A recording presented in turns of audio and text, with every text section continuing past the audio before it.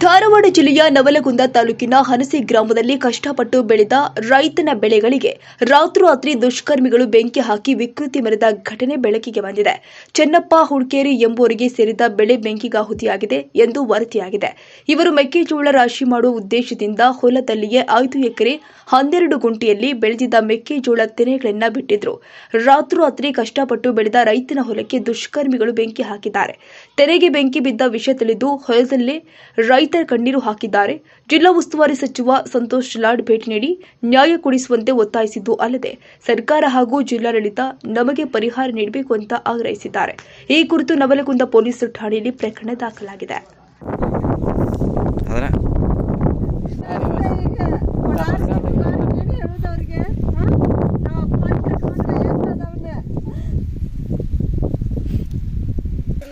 ಪರಿಹಾರ ಕೊಡಿಸ್ಬೇಕಿಲ್ಲ, ನಮಗೆ ಉರ್ಲಕ್ಕೂ ಪರಿಸ್ಥಿತಿ ಐತಿ.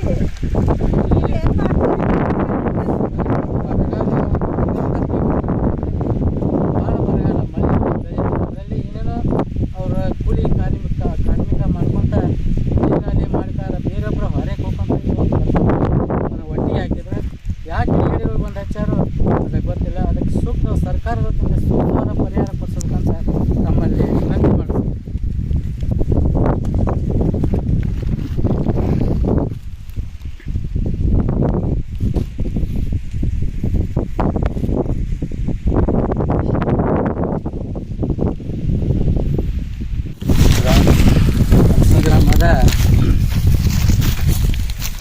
ಹನಸಿ ಗ್ರಾಮದ ನಾವು ರೈತರು ಸ್ವಂತ ನಮ್ಮ ಅಣ್ಣನ ಜಮೀನಾದಂಥ 5 ಎಕರೆ 10 ಗುಂಟೆ ಕ್ಷೇತ್ರದಲ್ಲಿ ಗೋವಿನ ಜೋಳವನ್ನು ಬೆಳೆದಿದ್ದೀವಿ.